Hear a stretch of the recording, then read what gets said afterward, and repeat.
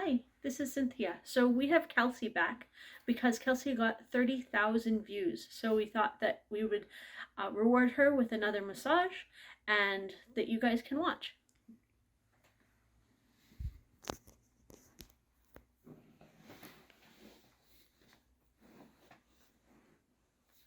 And if you're looking for relaxing massage videos to watch for ASMR, please subscribe below.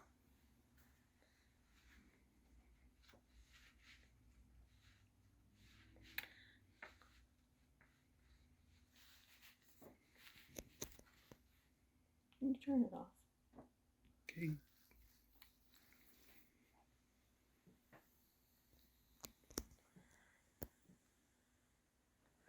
Effleurage to apply the lotion. We're going to go a little bit deeper today because we are working on a very active person, someone who walks probably 20,000 steps a day, yeah? Mm-hmm. Yeah. So we're going to go a little bit deeper, working on effleurage, just to relax the tissue, but going a little bit deeper. You can see the depth right there. And it's your left, it's this one that's injured? Right. Right? Yeah. Okay, perfect. So we're going to work on popliteus on both sides, back of the knee. And we're going to work on quad. We're going to work on the gastrocs, soleus.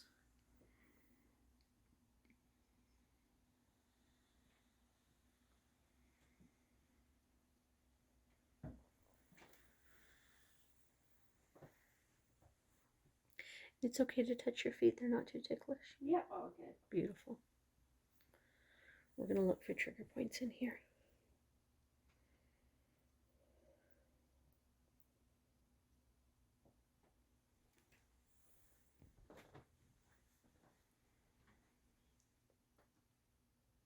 Is that sore? A little bit. Okay, I want you to breathe, please. So we take a few breaths with the client. You can see my fingers are a little bit deeper there. My thumbs. Does that increase the pain? Tiny bit.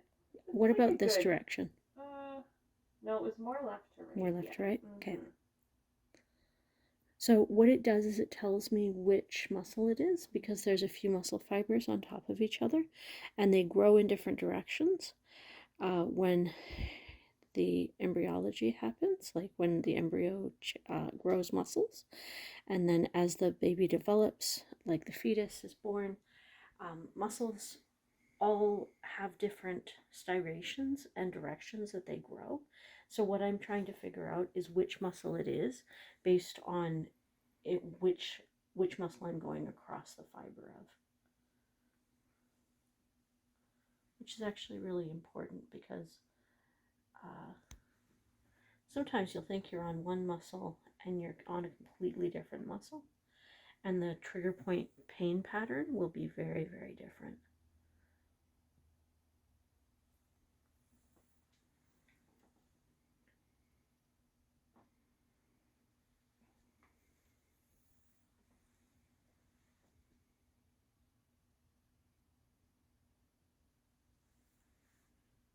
Right there.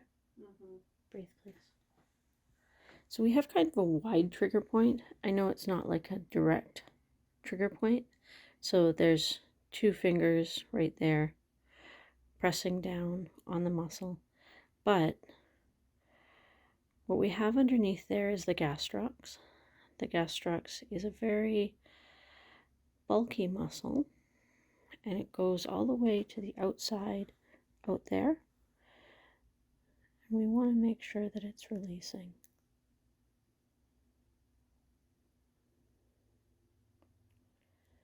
Does that increase the pain? No. No? What about this direction? I mean, overall, it just seems better on it. Awesome. Okay, Yeah. awesome. Do you know how to stretch the gastrocs and soleus? Yeah, would that be like foot kind of? Foot up against the wall? Yeah. Or in a runner's stretch. Okay. Okay.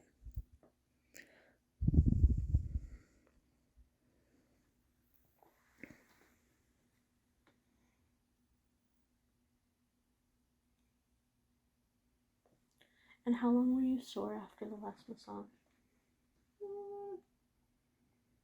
Probably really only a day. Perfect. You Yeah. shouldn't be more sore than a day. Okay. Even though I'm going deeper today, Yeah. we never want to be sore for more than 2 days. If you are, I'd actually hurt the tissue, because some massage therapists, especially old people like me, because I've been doing this for 25 years now, think that no pain, no gain is the way to fix things, and you can actually do some pretty good damage to the tissue if you do just deep for no reason. Yeah, because sometimes people will be like, oh, but you're supposed to be in pain for 2 weeks, and I'm like, no, that's not functional. Like, that's not practical for people. I did drink lots of water today. Fantastic, thank you. Yeah.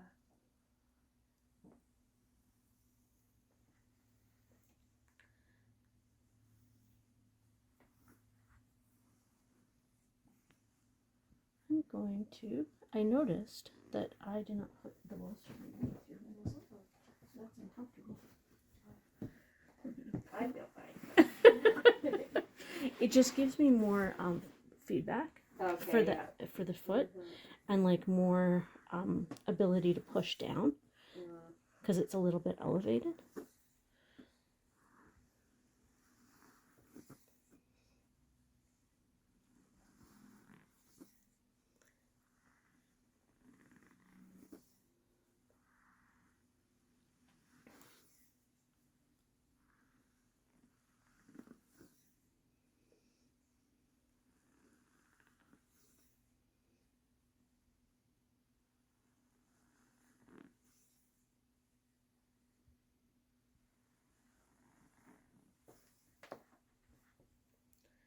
Five lines all across the tarsals and the metatarsals.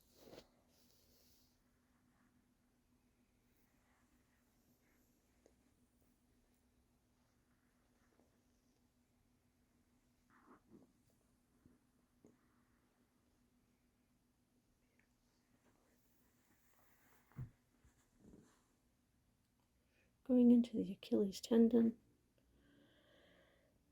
Not super deep, because the Achilles tendon is actually really sensitive, but going to the side of it and stripping it deeply.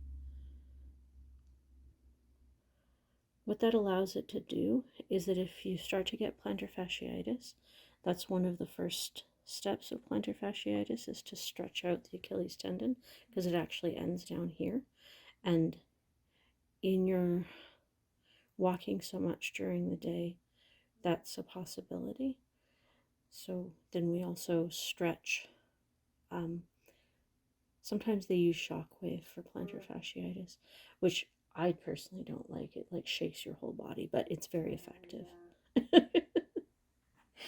Very effective.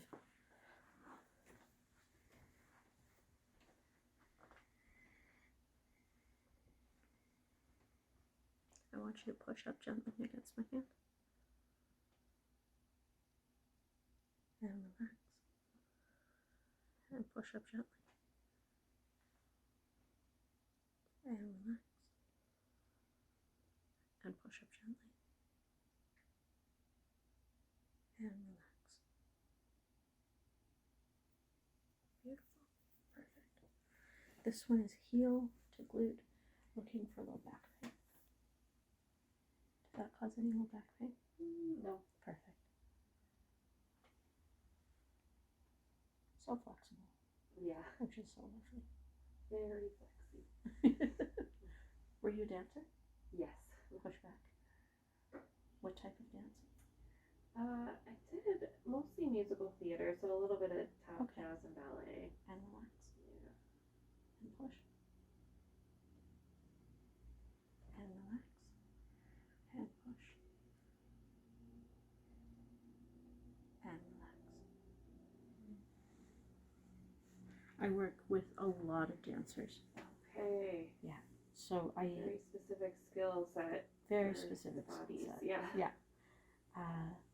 Both Scottish, Irish, and then like lots of different kinds of like people that do tap and contemporary, modern, ballet. Very cool. And then I actually take adult ballet. Oh, lovely. Where do you go? Madsen Center for the Arts. Erin is a little bit older than me, I think, and she teaches exclusively private lessons for technique so that people aren't hurting themselves as ballerinas. Well, that's very good to It's very hear important. that exists. Yeah. Because it's such a cutthroat Yeah. type of dance. I was going to say, given the history of it, Yeah. especially when I was young, it was not always the healthiest. No, not at all.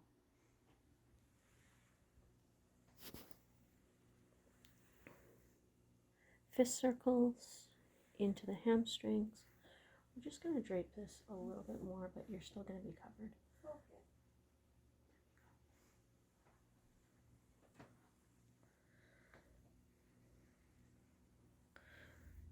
I actually applied to go and be a teacher for massage. So if any of my students see me and I'm not draping properly, then I'll get scolded by my students.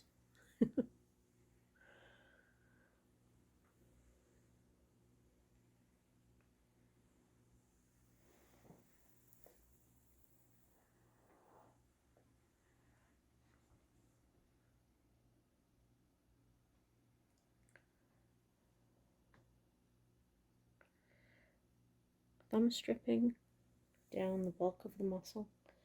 Much deeper now, much more pressure. Right there. Okay. And breathe, please.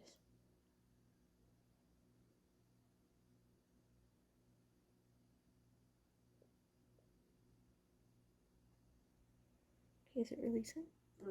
Perfect.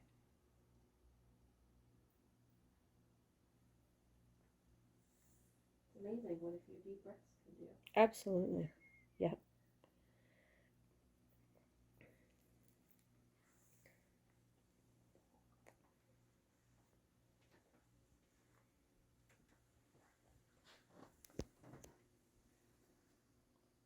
I have one client that comes all the way from up north, and he comes once a year, and he says, I want you to be able to make me jump off the table. And he's a big guy.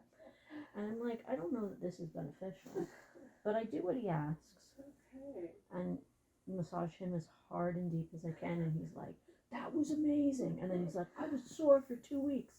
I was like, that's not helpful. Not the goal. That's not the goal. The goal is releasing the muscles. But it takes all kinds of funny clients. It sounds like he keeps coming back. He keeps coming back. Yeah. I've seen him for 6 years now. Wow. And beat him up 6 times.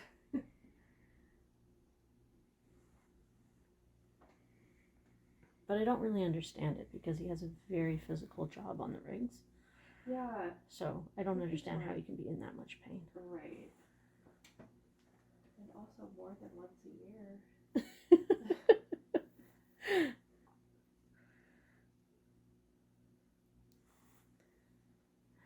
I mean, it depends for everybody. Like when I'm doing the manual osteopathy program, which I'm doing right now, which is sort of like a really gentle chiropractor. Yeah. We say no more than every 6 weeks.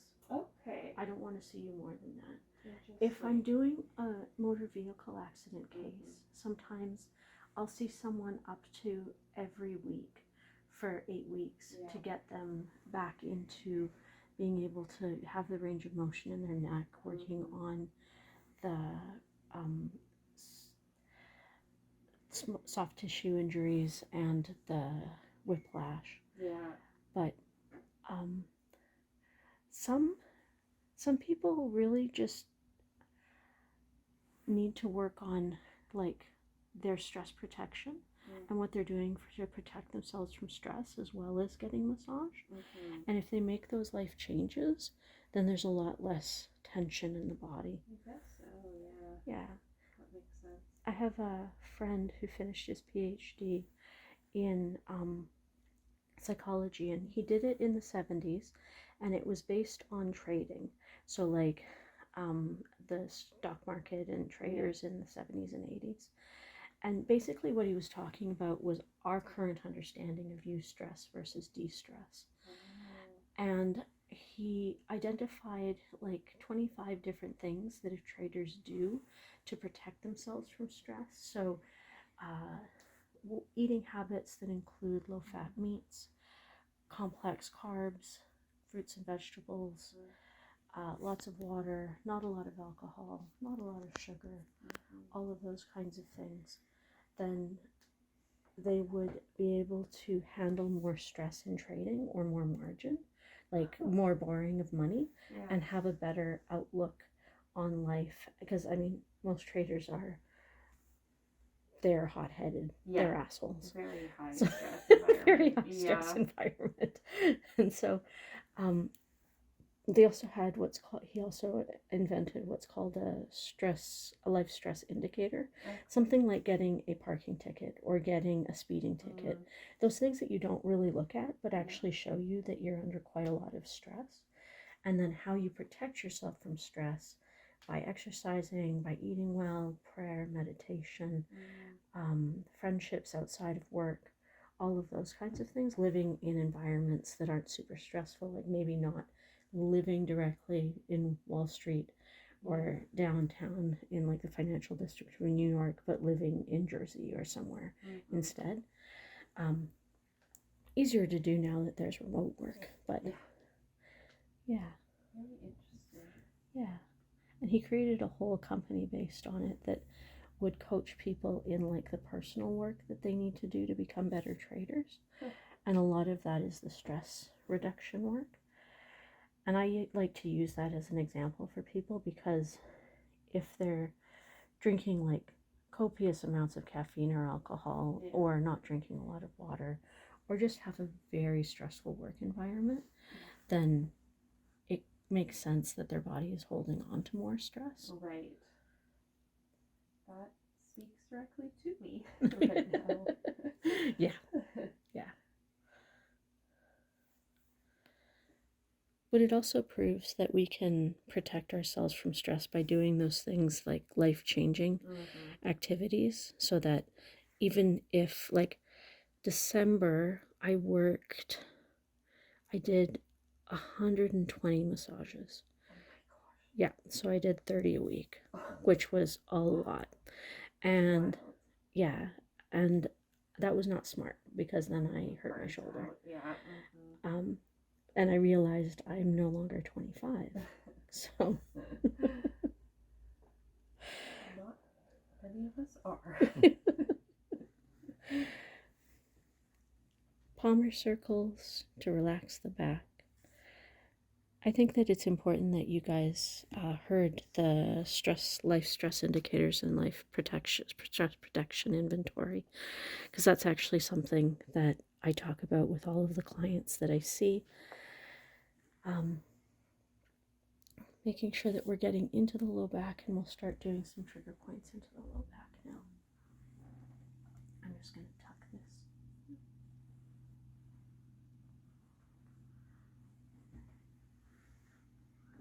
So we have going into the QL.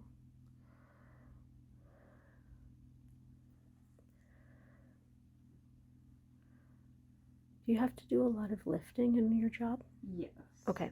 It's quite that's a spot. Awesome. Breathe, please. And are you doing any exercises to strengthen the quads?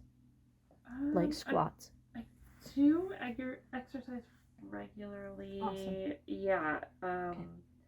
Some running, lots of cardio. Okay. Not a ton of weightlifting. But the reason why I ask is just to making sure that those muscles are strong so that you naturally recruit them when you're lifting. Okay. Because sometimes, obviously, it's a very high stress, high movement environment. Like things can go wrong really fast, and then you have to move someone. Yeah. Right there. Yeah. Okay. I'm going to show you how deep I'm pressing on your upper back, so only that deep. Okay. Feels like more on that spot. I know. It seems like I'm digging into your whole back.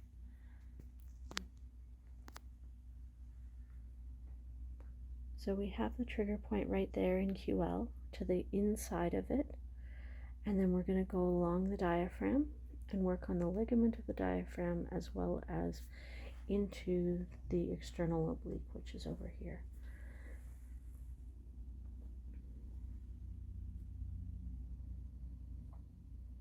Is it releasing? Yeah. Awesome. Definitely loosening up. Yep, awesome there. Okay, breathe, please.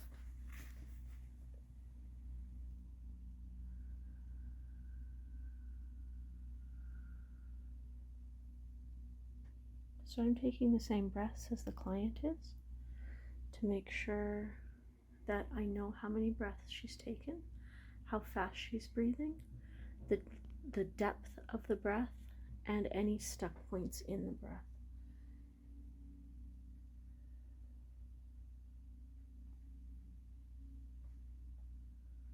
Is it releasing? Yeah. Beautiful. Right there. Mm-hmm.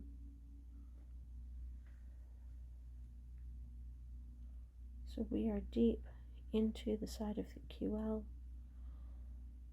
into the diaphragm. So you can see that the 12th rib is right here, 11th rib is right here, 10th goes all the way up like that, and I'm just at the bottom of that rib. Sometimes this can actually take your breath away, just so you know. Yeah, it feels like maybe not as deep as I usually breathe, but okay. Yeah.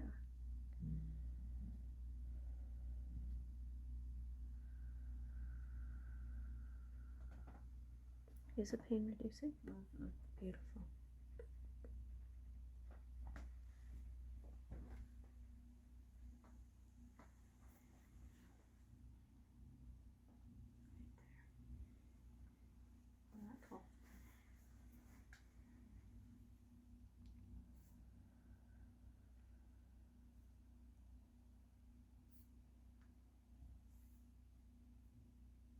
So what we're actually going to do is we're going to work with your back with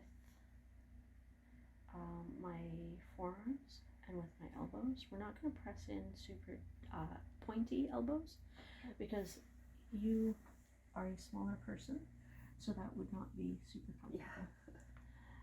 So we don't have any lotion on right now, and what we're doing is we're working on the fascial tissue. Fascial tissue is the covering of the muscle. They only discovered that fascial tissue has a pain pattern that is not the same as the spinothalamic tract or the pain pattern that involves your spine, like muscles to spine, the feedback, afferent loops, all that kind of stuff. They only discovered that 10 years ago at the Berlin Fascial Congress. And what they did was they were studying people that were doing deep hatha yoga, like really advanced hatha yoga, but also had chronic pain. And they were able to, with the deep breathing and the fascial work of the yoga, help to reduce the pain. And it wasn't from massage or any kind of visceral manipulation, any kind of myofascial work. It was just from stretching, excuse me. It was just from stretching the fascial tissue with the breath, which was fascinating. Yeah. Because we didn't think that that actually occurred, but it has a lot of potential to change how we think about fibromyalgia, how we think about Ehlers-Danlos, like hypermobility, autoimmune diseases, which is absolutely fascinating.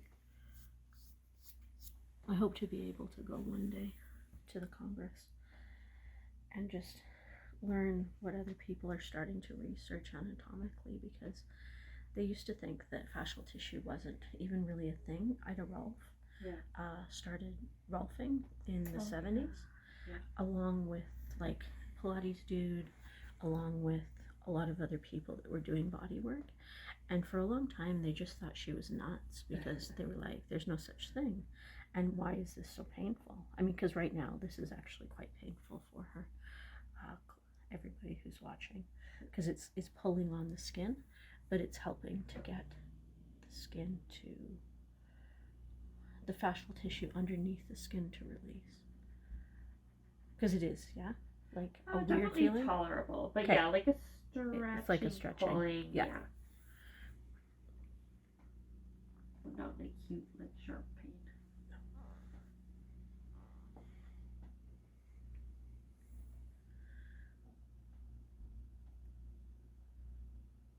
And then, like, I guess it would be 20 years after her death, they actually proved that everything that she was seeing was, like, in Rolfing, was something that actually had a scientific basis to it. Huh.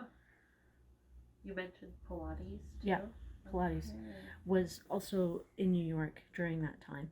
Huh. And Pilates was from a dancer. That makes sense. Yeah. And I there's love Pilates. Yeah, there's lots of like questioning of like within the Pilates community of like whether or not we should have a perfect body that does Pilates, or whether it can be done by anyone, and it can absolutely be done by anyone. Yeah. But because he was very bossy. Very bossy.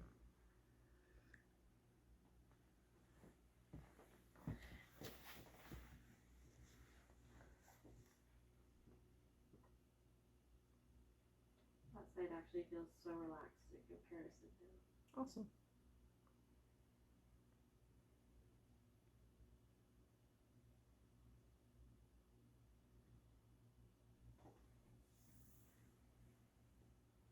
So we're doing deep fascial tissue work.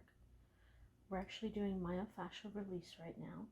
So you can see here that there's some ridging of the skin. It's like wrinkling right there. And then I'm pulling across it to be able to stretch it because there is no lotion right now. Importance of that is to get the skin and the fascial tissue to release and have less pain.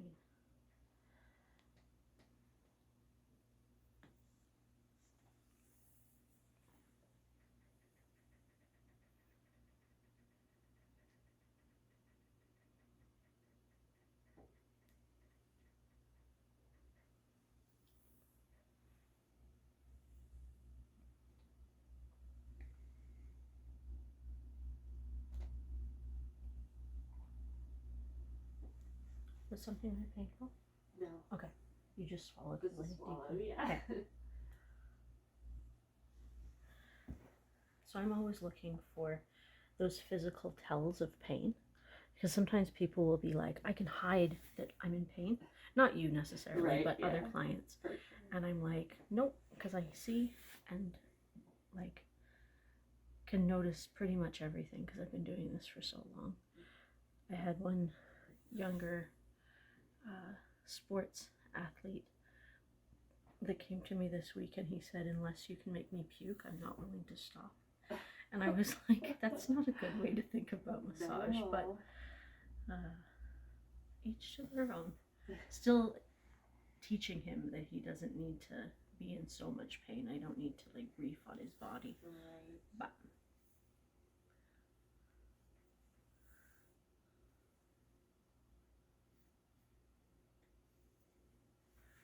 we're going to start with lotion now. And now it becomes a little bit more relaxing until we get into the forearms and the elbows. As I said, we're not going to use my elbows super sharp. We're going to kind of bend them. And then the way that we actually get deeper into the tissue is just bending the elbow so that the sharp part of the electronon process goes deeper into the muscle. So we're not actually pressing harder. It just feels harder because the bone is bonier, like and pointed.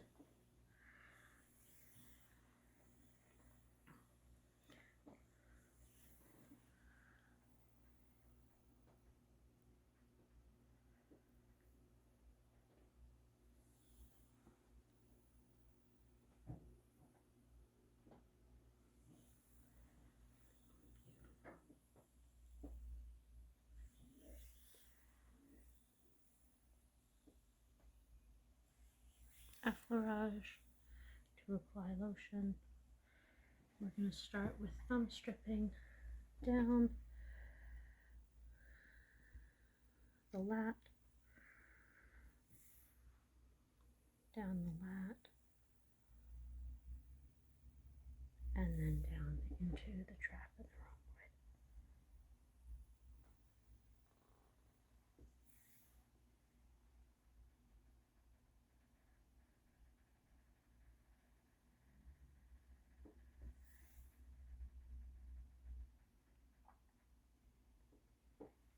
Was something there painful? No, you just swallowed. Yeah. Now it's become a thing. Now I'm thinking about it. I know. Now it's no longer autonomic. Although my back feels like putty right now. It feels very relaxed. Good.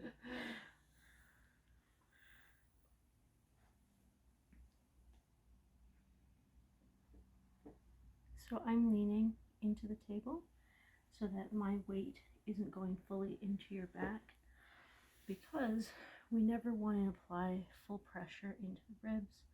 We can damage the ribs. We can pop a rib out, and that is excruciating if a rib is out of place because we've gone too deep.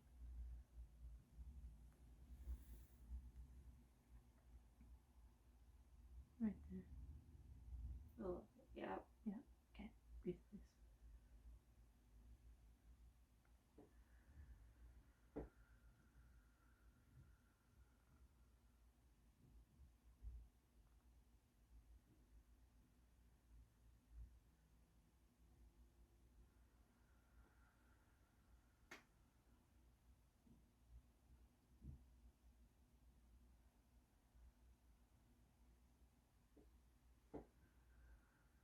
Is it releasing? Yeah. Pressure. Did it spread anywhere? I don't think so. Okay. Sometimes with this one it'll be into the armpit or into the deltoid, because the muscle for teres attaches right here. Okay. Right there. Yep, I actually feel that. Yep. Yeah. Those are all of your lifting muscles.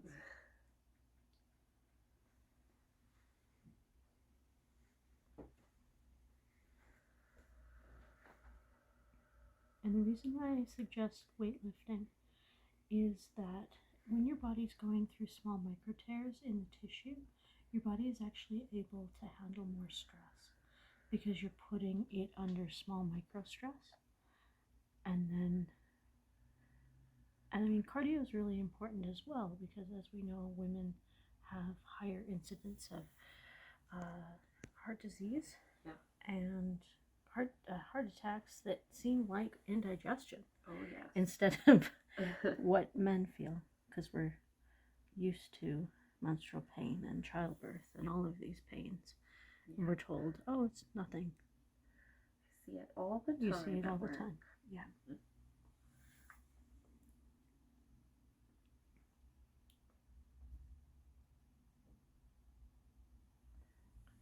I do a lot of that education when I have people on the table that, like, melanomas, like from sunspots or like growths on the skin. Yeah. Because I actually have had someone who had it tested positive as a malignant. Wow. And I was like, no, that's weird. It looks weird.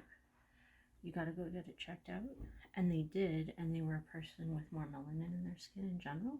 Yeah. So it's much more deadly if it's someone that is brown or black. Like, it's faster. It's a faster moving cancer at that point. So I never actually thought of that. Yeah. Massage therapist. That's a very cool role to have. Yeah. Sometimes people that have lymph node injured, like, issues. Yeah. And then turn out, one specific client had lymph node issues, and I was like, no, you have to go and get checked for breast cancer. And it turned out to be benign, which was really important, but there was a lot of growths. And so I was like, nope, gotta go get this checked out. And they were like, I don't want to. I was like, yeah, but it's much more important to know Yeah. And to have a massage therapist who treats massage as a part of healthcare as opposed to people who treat it as a part of, I don't know, like not science. Yeah. Not science. Yeah. I was specifically meaning people that are like more anti-vaxxy. Oh, yeah. Okay. Yeah. Because there's some of us that are like, why do we have to vaccinate? And I was like, because you're working on people. Right. And you have you're interacting with the public. Yeah. And you are physically much closer than, let's say, other professions, even a physio.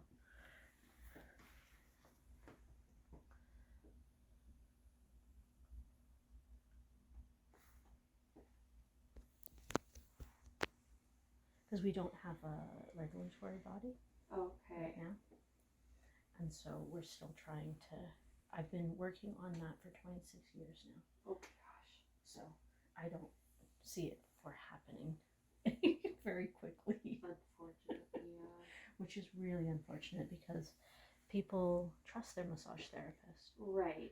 And sometimes people, I would have thought. Yeah. And sometimes people are spouting things that are not science, especially about pain. Okay. And that's not, if it's not science, you can't just say things about pain that, like, don't take your meds. Well, are you a doctor? You're not a doctor. Oh, Please don't say things like that. Yeah. Because what they found with chronic pain is that basically the spinothalamic tract lights up, and it's like a fire ring in the brain, and every additional pain seems like huge amounts. And then if you can't break that with meds, then you just get into a chronic pain pattern. Yeah, we're so careful about that, like post-op pain especially. Yeah. Judiciously using meds. Yeah.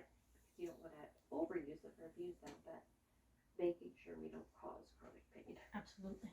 Yeah.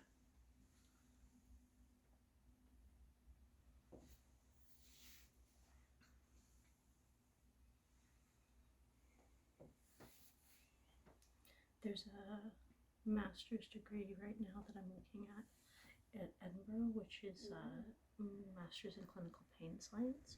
It's a taught master's. It's not a master's by research. Yeah. And I'm thinking about doing that as massage therapist, manual osteopath, because I think it's really important that, like, we not just accept science as it is, but like actually test some of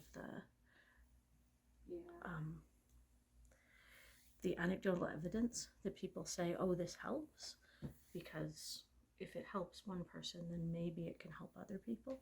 But if it just only helps one person, then that's not actual evidence. Right. You can't apply it to everybody. What I'd really like to do is study acupuncture, but I'm not a registered acupuncturist yet. So There's still time. Yeah, I took a course in it. Yeah. And it turned out to not be nationally recognized. Oh.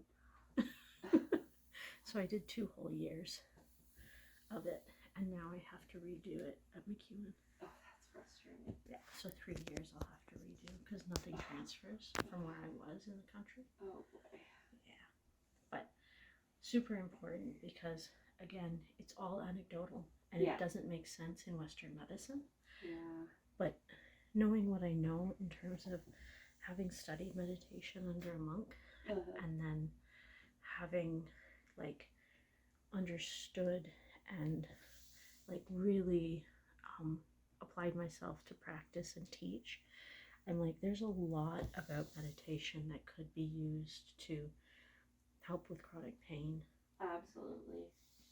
And helping with that, like, potential for acupuncture to actually have some, I mean, some of it has basis. Yeah. But some of it doesn't make any sense medically. Yeah. You're like, what am I doing? Yeah, I'm a big believer. Do yoga daily, meditate daily. Awesome. Yeah.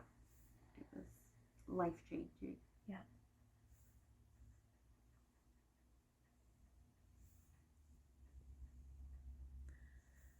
We're working on the traps right now.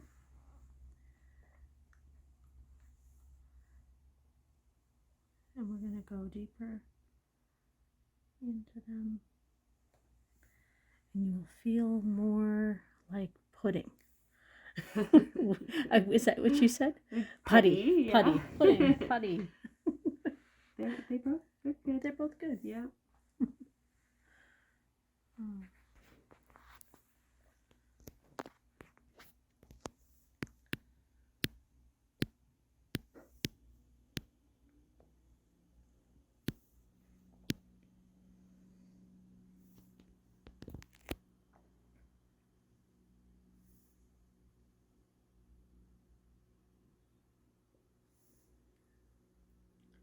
There's a online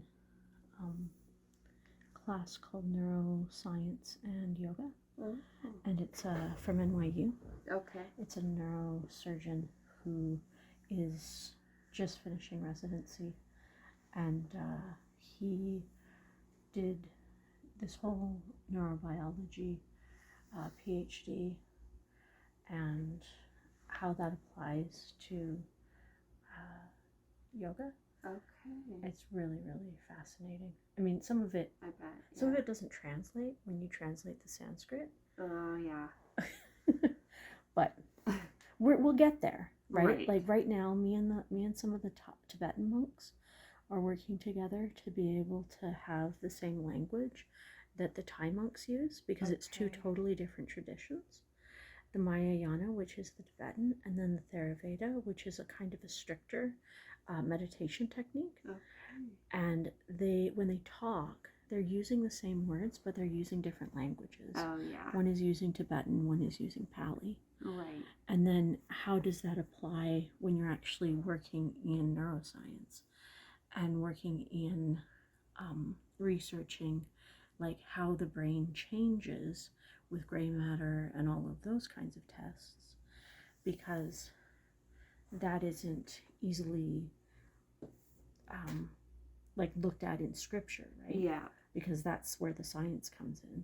Right. And sometimes they'll kind of reduce it to like mindfulness, but I'm like, that's really not what meditation technique is when you're dealing with monks. Because like I studied for 3 to 4 hours a day for the past 23 years. Wow. And it's just because I had time, because Yeah. I was so badly injured that I was like, well, I can work a little bit and I can do a little bit of music, and then what else can I do? Yeah. I can meditate. So I might as well meditate. That's great. Yeah. It totals about 30,000 hours that I estimate that I've done. So that's a lot of time. But I also, there was a study done at Stanford with the Dalai Lama's monks, because there's a lot of monasteries from the Tibetan tradition that are in California.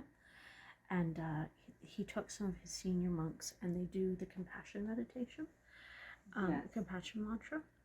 And what they were able to find was that on PET scans, if they identified pictures that were like the napalm bombings in Vietnam, Holocaust pictures, Shoah pictures, all of those kinds of pictures, they were actually able to have the compassion centers go off in the monks as opposed to fear centers, which is what normal people will have go off in their brains.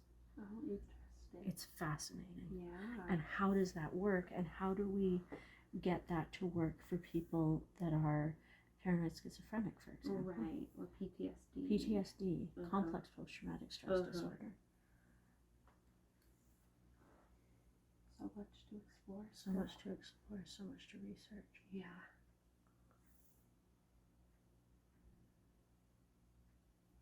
Working up and down the paraspinals.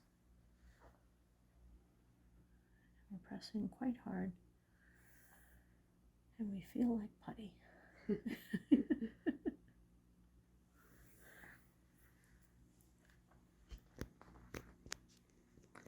getting underneath the neck, so working on the scalenes. We're not going to go up to the base of the skull today, but we are going to work on the scalp.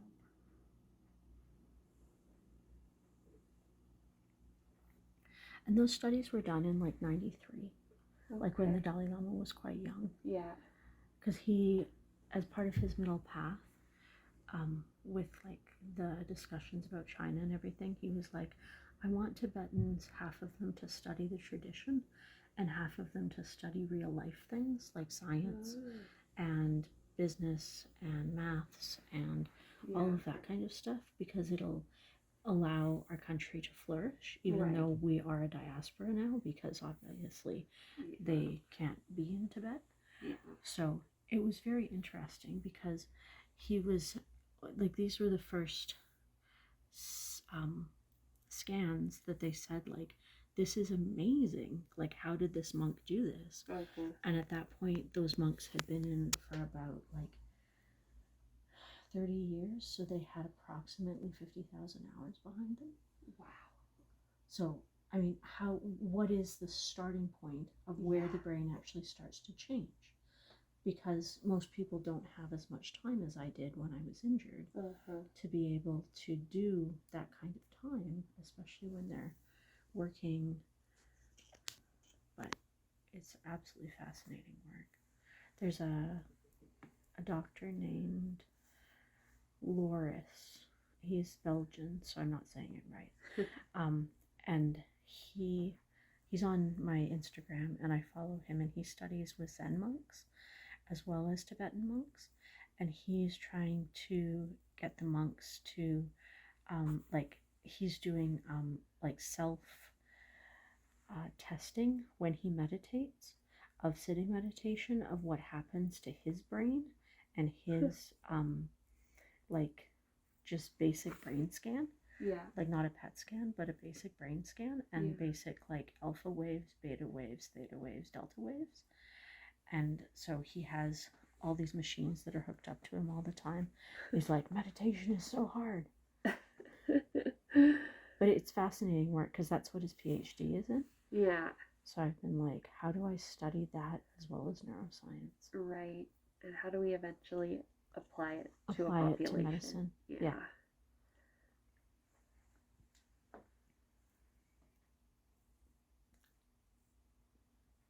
Because I think that there's still a lot of like hokey nonsense. Like, if you just sit by the monk, you'll that's what I've been told. Like, if you just sit by the yoga teacher, you will absorb what you need to learn.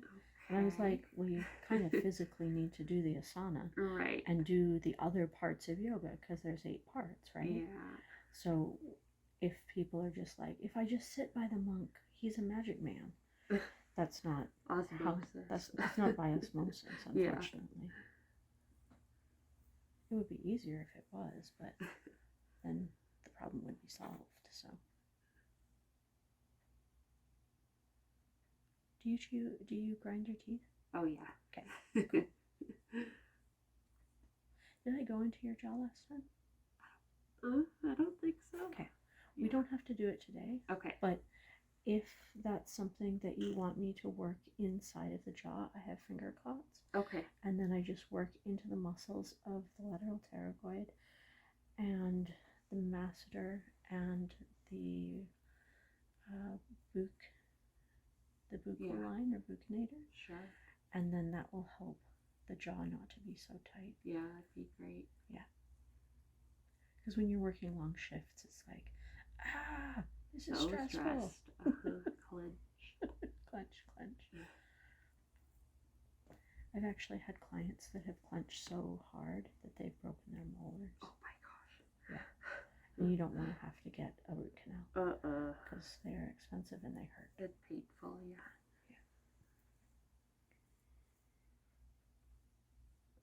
So that's something that I recommend, is mouth guards.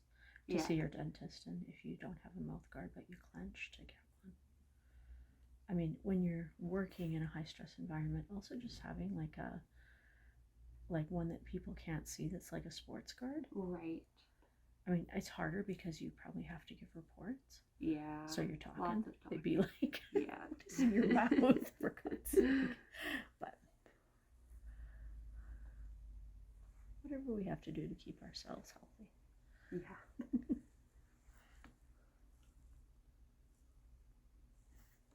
We're doing fingers into the head, doing head massage. And we're going to turn Kelsey over soon.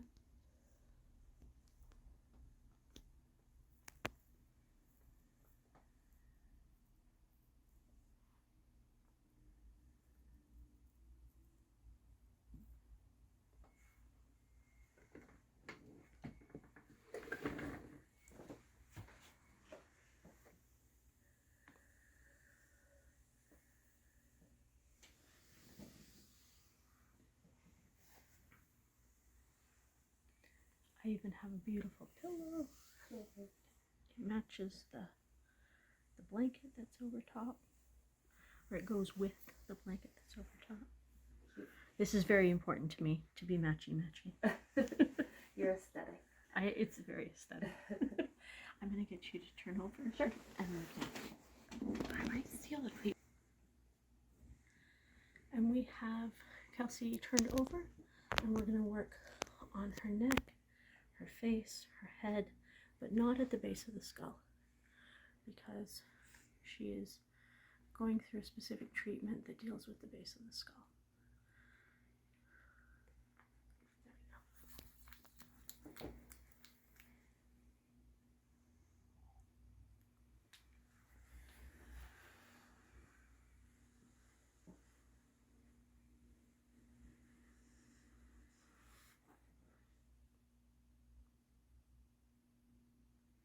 Working up the scalenes, working across.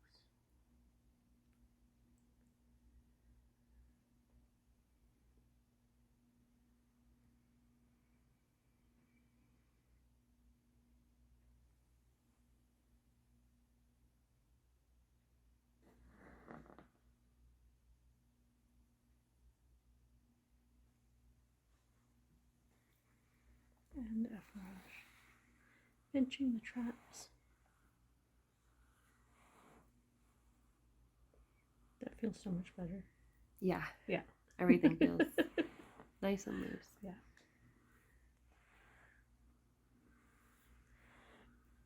I'm going to actually give you a little picture.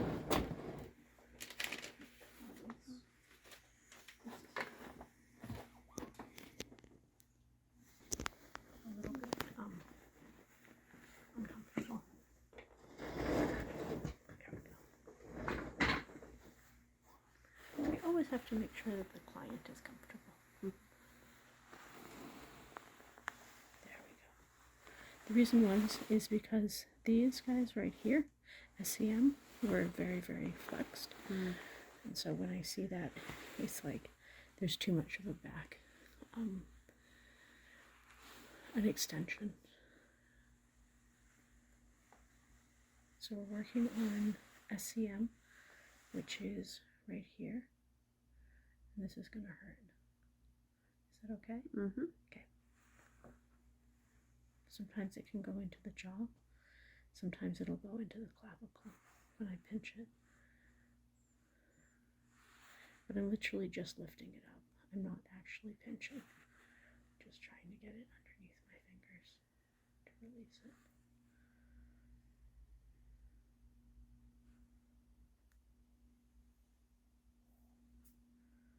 Right there. Mm-hmm. Okay, breathe, please. I know, it's like breathe, and then you can't breathe because I'm pinching at this SCM.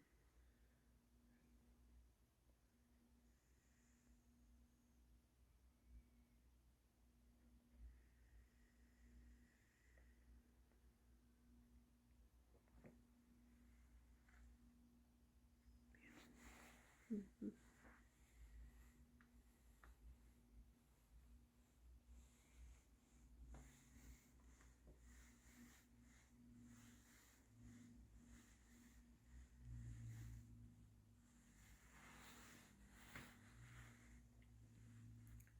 Do you still have to write notes by hand? No, everything's computer charting. It's Yeah. a clinic sense, or whatever it's called. Still the like AHS kind of thing. Yeah, the bulk of the job, it feels like. Yeah. But simplified and easy to be shared Good. with everyone. Yeah. Mm-hmm.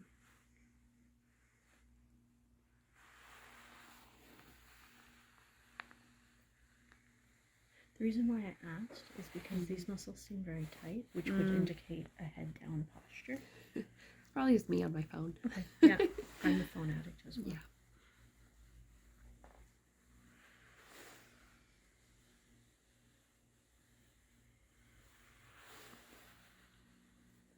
And I always put it down at like my waist level, and then I'm trying to read it. And I'm like, what am I doing? I know. Lift it up. Not very ergonomic. Not ergonomic at all. But the other option is to look like a T-Rex.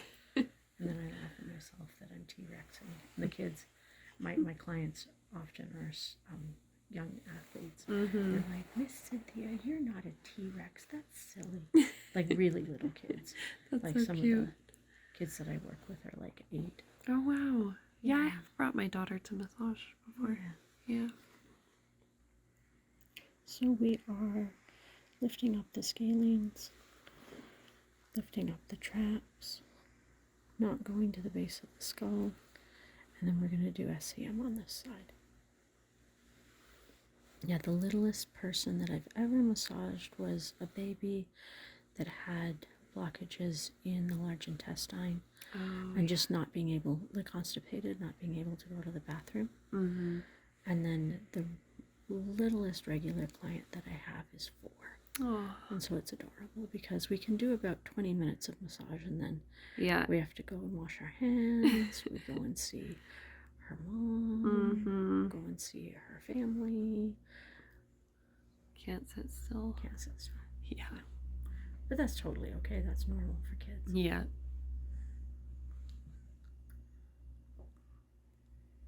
Right there. Mm-hmm. Breathe, please.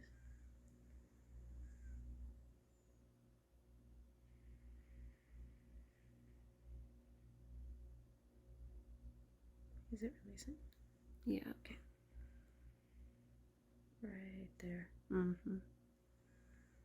So you can see I'm pinching it right there. And that's actually a technique for the SCM. But I'm not using a lot of pressure because it's a very sensitive muscle. It attaches underneath the jaw towards the ear and at the clavicle. So those are areas that we don't want to use a lot of pressure because we can easily bruise the muscle, and the bruise can break all the capillaries, and then you have what looks like a hickey on your neck. We don't want that. Not for massage. No. No.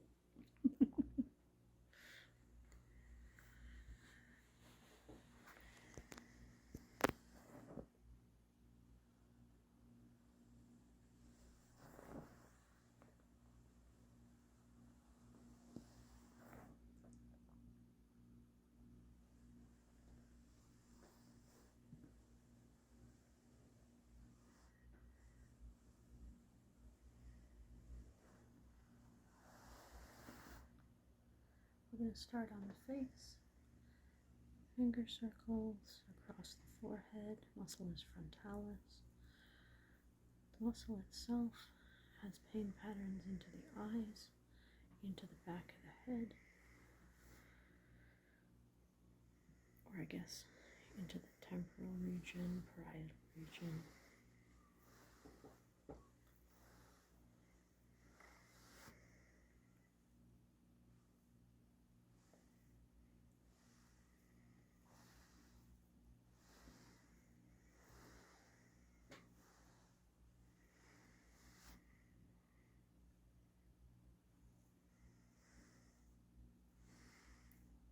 Right in there is super tight, eh? Yeah. Clenching. Clenching. Mm-hmm. Yeah.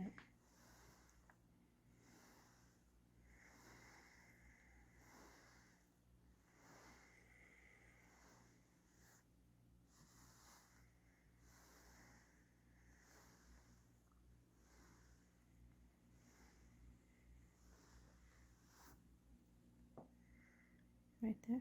Mm-hmm. Is it painful? Mm-hmm. On the right a little bit, actually. Okay. Keep breathing. We're doing absolutely no pressure, just my fingers laid on top. And we don't want to put a lot of pressure in there because since you've been working for 12 hours today, we don't want to apply additional stress. Mm-hmm. I appreciate that. Yeah.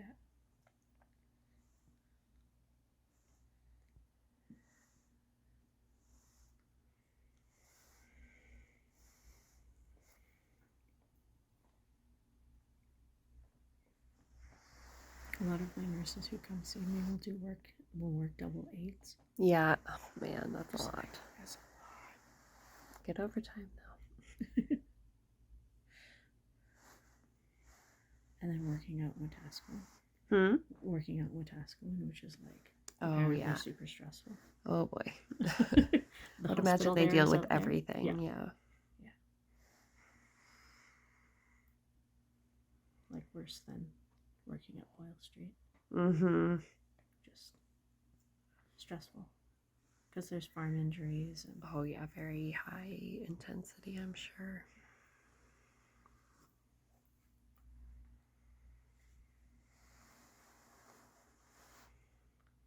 it was something that my mom always wanted me to do. Because she was like, you'd be so good at it, you're so caring. And I was like, I can't work nights. My tummy doesn't like me. No. My tummy's like, no. Yeah. Not doing this. I try to trade away as many as I can. There are people who love them. Yeah. They're just made for them. Yeah. I mean, you found a different caring profession. Yeah.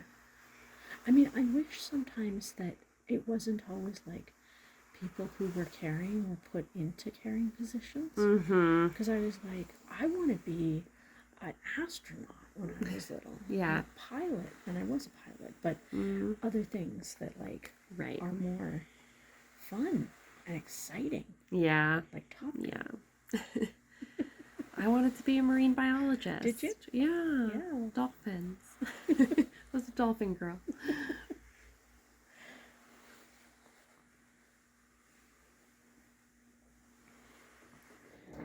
I'm gonna get up and work on your arms.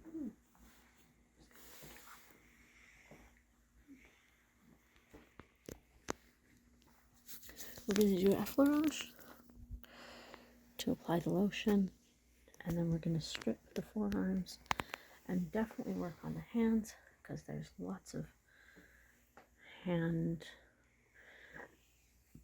work that Kelsey does. From typing to all of the... That's a little work. Lots of fine detail. Yeah. Absolutely. IVs and IVs. Counting meds and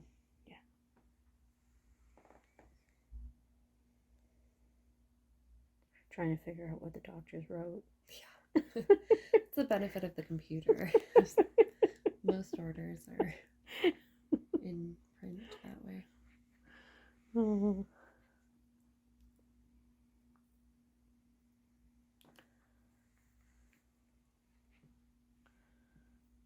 I had someone order for me 180 days. So like a script that was for 6 months with all of the repeats given together. So it was a 180-day supply of meds.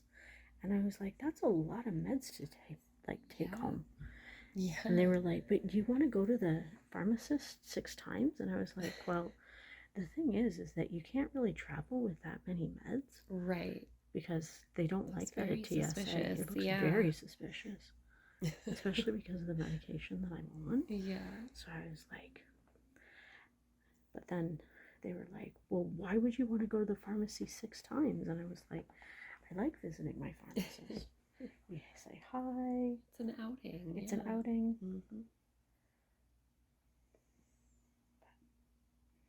Doing circles, palmar kneadings, kneading into the thenar, which is the thumb in English, but in medicine it's the thenar, working into the metacarpals. Beautiful.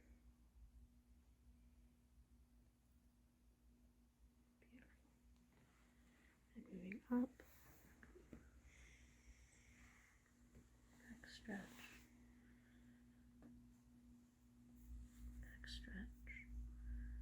bicep and deltoid.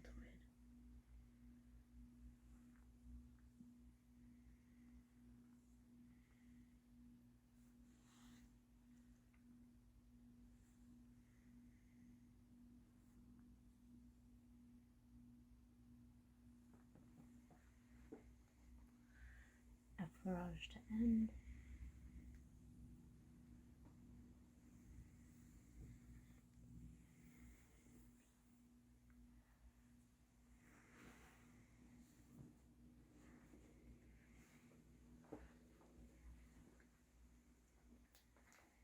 I think all the really cool jobs when we were little, like marine biologists, there's only like 100,000 people that want to do that. Yeah, yeah. I think everyone I knew wanted to do that. Yeah. I know one person who actually does.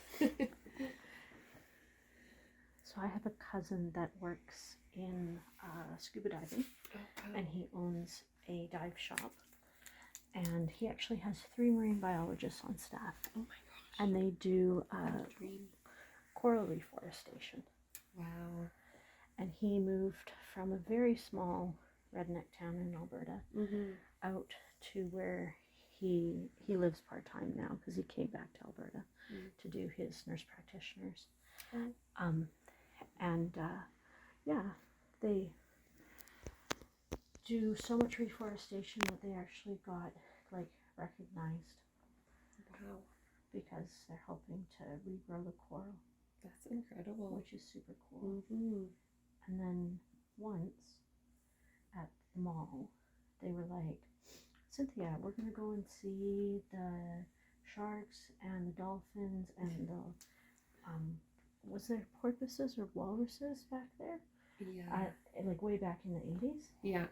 And of course, I was at the mall. One of my friend's dads was actually the marine biologist at the West Edmonton Mall. Oh my gosh.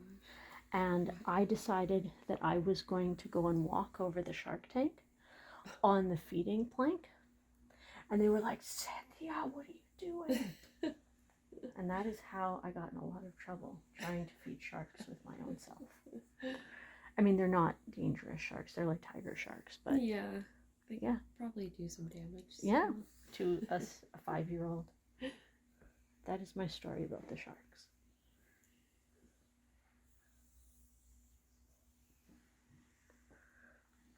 Effleurage across and up into the quad,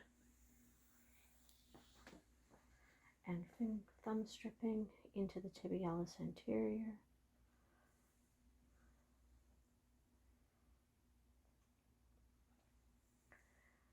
So if you start to feel shin splints, one of the ways to get rid of them is to do this, like the back and forth, strip it. Yeah. With a contrast cold and heat. So you'll put ice on the area here. Okay.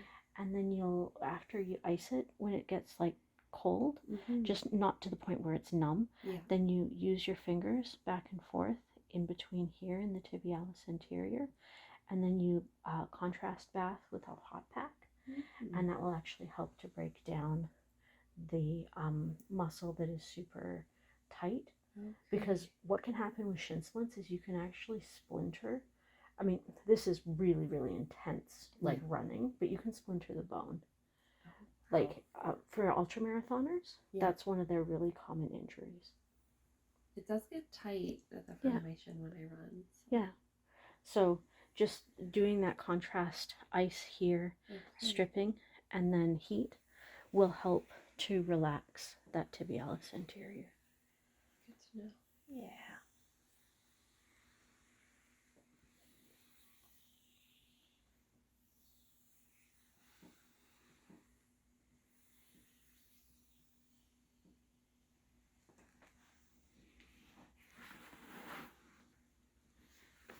We're going to cover up the body, and we're going to drape on the other side. Proper draping, making sure I'm not getting in trouble with my students. I don't actually have students yet. I wasn't hired yet, but the potential. Future student. Future students. We have the same nail polish color on. Oh, do we? Yeah. It was my spring color. I was a little hopeful. We're now in third winter. We're in third winter. Yeah. Third winter. Effleurage to apply the lotion. Going across tibialis anterior, patella, quad.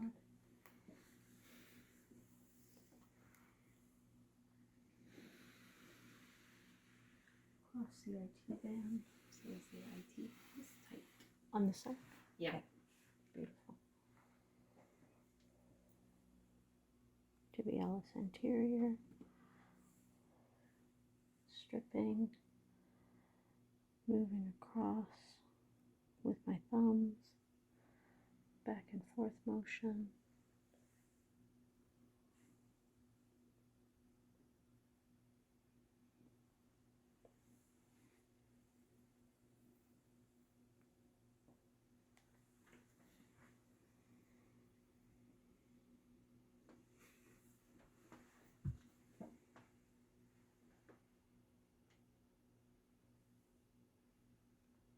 Stripping with my thumb and trying to find the worst spot.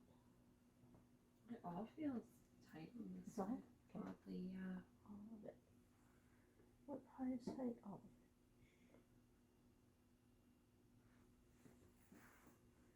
Do you find you're limping from the other leg? Not anymore. Not anymore? Okay. Probably for a good 3 or 4 months after the injury. What do the bottom of your shoes look like? Mm, Are you wearing one more than the other? Or do you lean? I try to square up. Yeah. I try to be conscious of it. I do catch myself leaning. I'm trying to think. My right shoe sole wears out faster than my left. Okay. Yeah. So definitely an imbalance there, but I don't know if the side is compensating more.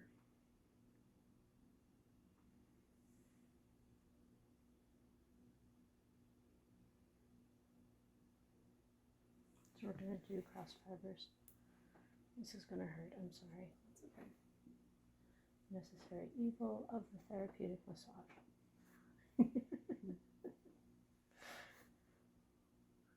Right there. Yep. Yeah. Epiphyseal plate, where the bone of the femur grows from.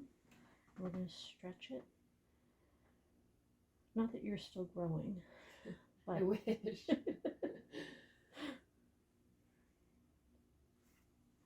in Chinese medicine, there's a point underneath the epiphyseal plate for, I don't remember which organ and meridian it is, but it's very interesting because they say that it is one of like the source points for that energy. Because right underneath the center of the femur, on the side underneath the IT band. Breathe,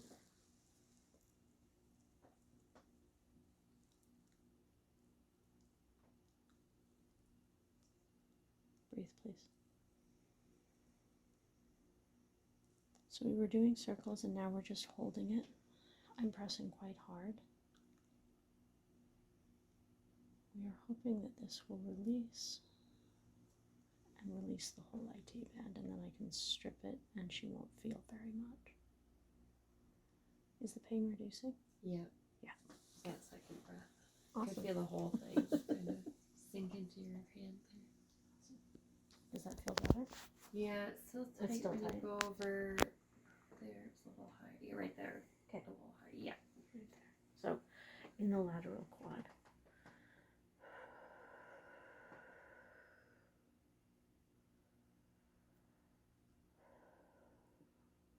Sometimes we're working with intention as much as we're working with the physical body. So I'm completely clear of mind. My mind is thinking nothing except the intention that this muscle releases.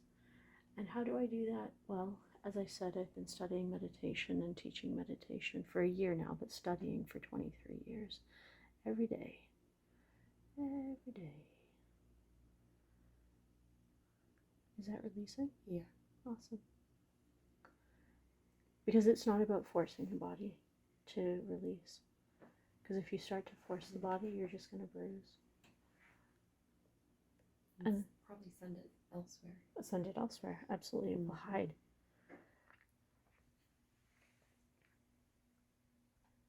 Because they say, like in Chinese medicine, this is a closed system. I don't know if I necessarily agree, because I think that sometimes tension can actually dissipate from the body and leave the system. But I definitely do think that sometimes when you're pressing too hard and going too aggressively, that it will hide deeper into different layers, or it'll hide at the weakest point where you get injured a lot. And then you're like, why is my ankle hurting? Why is after the massage? Yeah. Or wherever that weak point is for you. Right there. Breathe, please.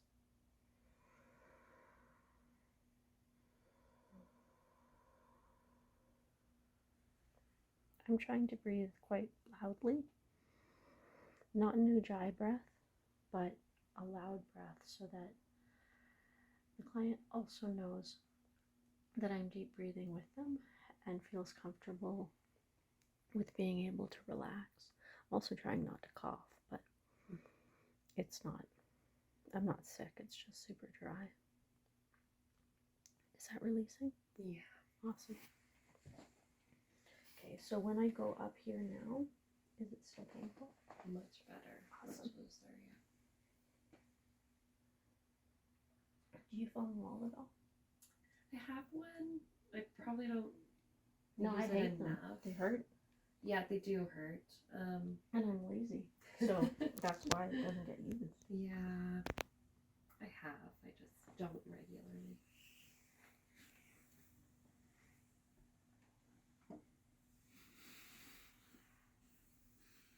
Effleurage to finish. And we're going to move on to the arm and come back.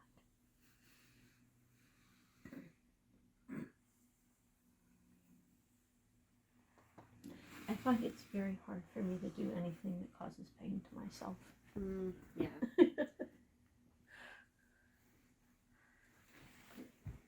Probably good. Your brain is protecting yourself. Protecting myself. Body is protecting myself. Yeah.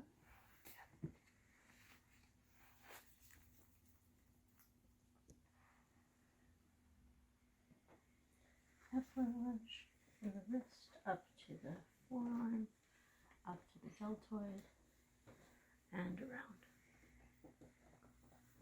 On the inside, up to the bicep, up to the pec, and down. Working on the fingers. Working on the metacarpals.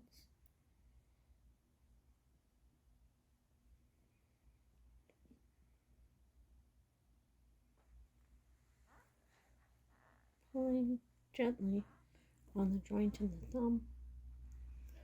Gently. There we go. We are never trying to get the joints to crack. Some people like that, but I think it sounds weird, so I just don't do it. It's a very, very common technique in Thai massage to get all of the joints to crack as much as possible.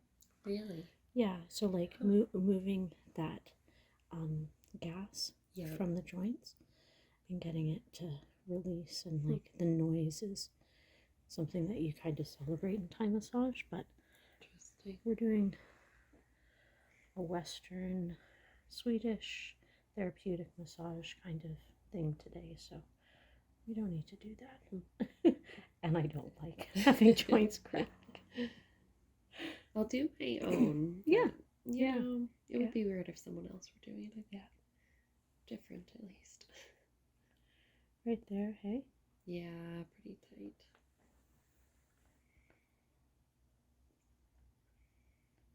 Right there. Super sore? Okay. Breathe, please.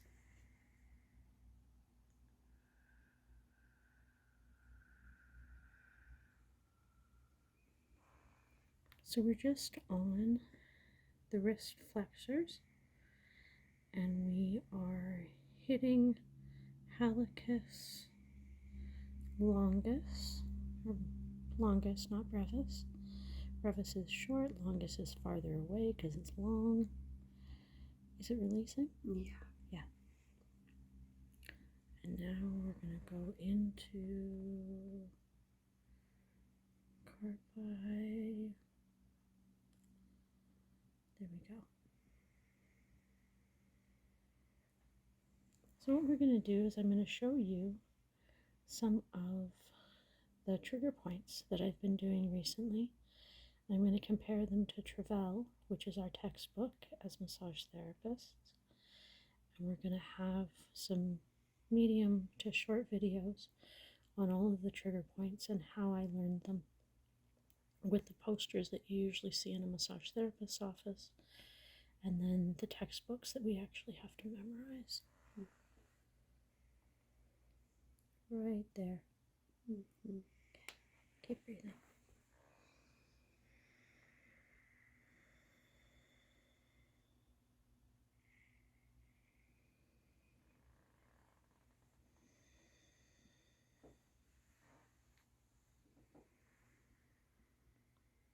Is the pain reducing?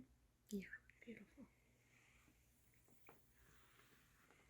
We're going to move into stretching into the pec and into bicep.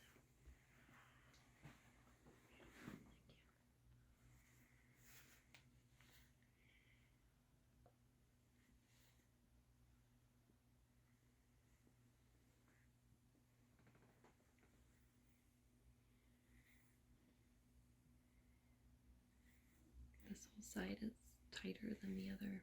Mm-hmm.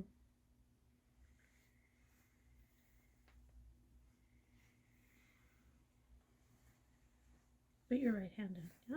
Yeah. Yeah, okay.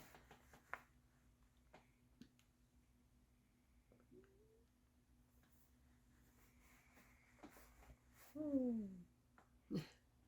I do tend to carry more with my left. okay.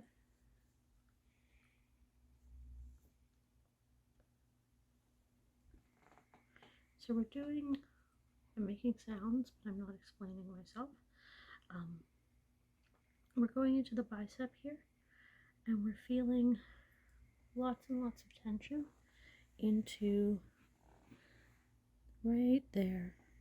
Yeah. Tell me what feels worse, here or the first one? The first one. First one? Okay. Mm-hmm. Breathe, please.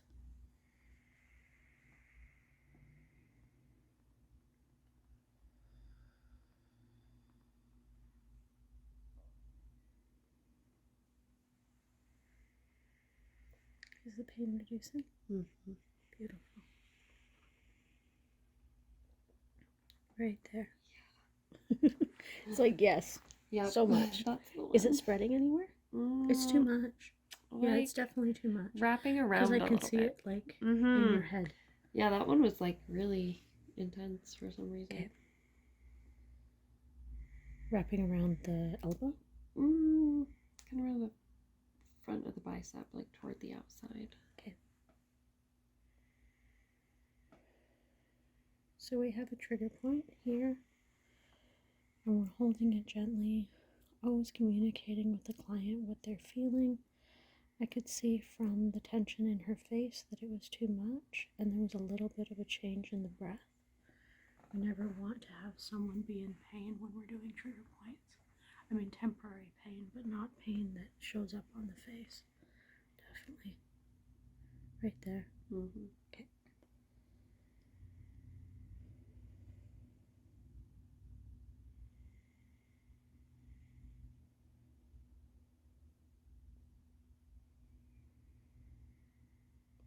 Is it releasing? Yeah. Awesome.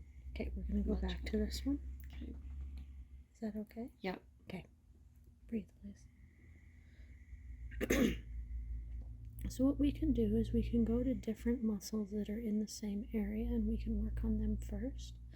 And then that helps the feedback loop with the nerve that innervates all of the muscles at the same time to not send so much pain back to the pain pattern in the spine. Because efferent and afferent nerves have now been determined that they feedback loop into each other. the sensory and the motor nerves are talking to each other, and they didn't used to think that they did, that there was two separate systems. That was actually just researched like years ago. But it's really important because sometimes people don't have sensory innervation in the nerves and you can't feel the pain, but you can know that your muscle isn't working or functioning. And that is fascinating work. Fascinating science. I'm going to get you over here. I'm going to go into the tricep.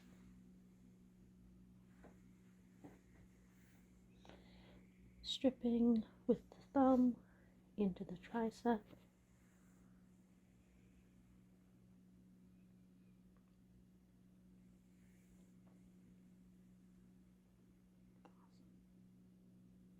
I'm going to go into the back. Right there. Yep. You barely had to touch it. Yeah. Just super, super gentle pain.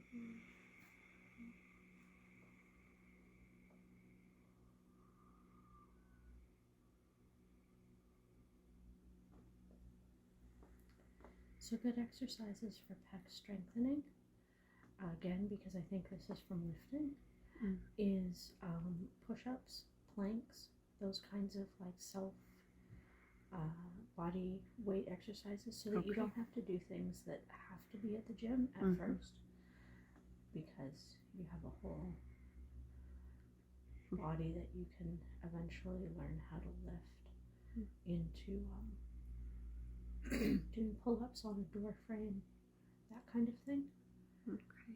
I mean, not that you have to do that, but Yeah. doing the push-ups and stuff, and Yeah. then getting those triceps really strong, because we lose strength in our triceps as women, and then we don't have the back strength to pull, so we're like pulling with our pecs instead of pulling Right.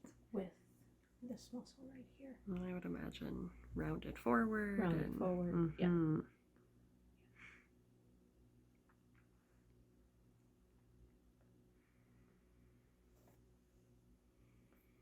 When you're in an emergency situation, no matter how big that client is, you have to move them. Yeah. So.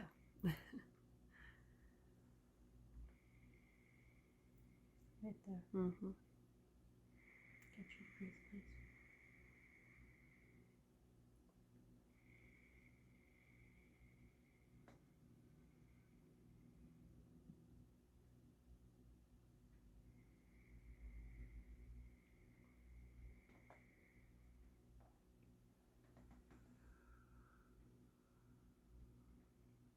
Is the pain reducing at all? Yeah.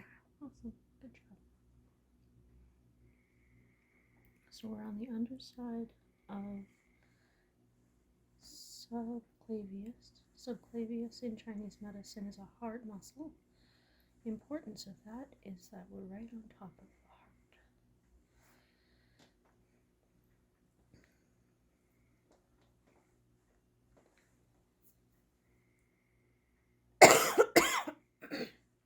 Sorry.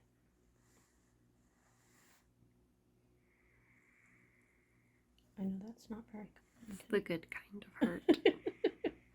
Good kind of hurt. You hear that? Discomfort, or yeah. You know it's moving you in the right direction.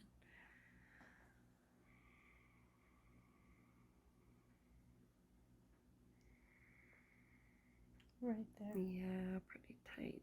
Okay.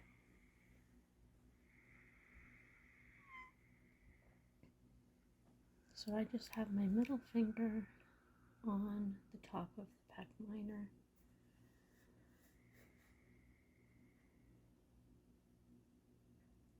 Is it releasing? Yeah. Okay. On a pain scale, what's it at? So like a 4. It's definitely slower to go than the others. Okay. We have time.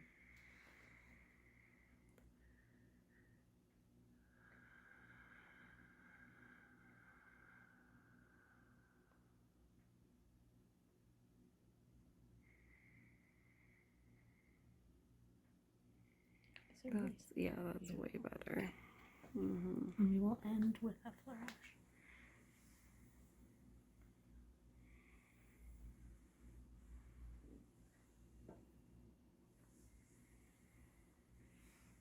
Beautiful.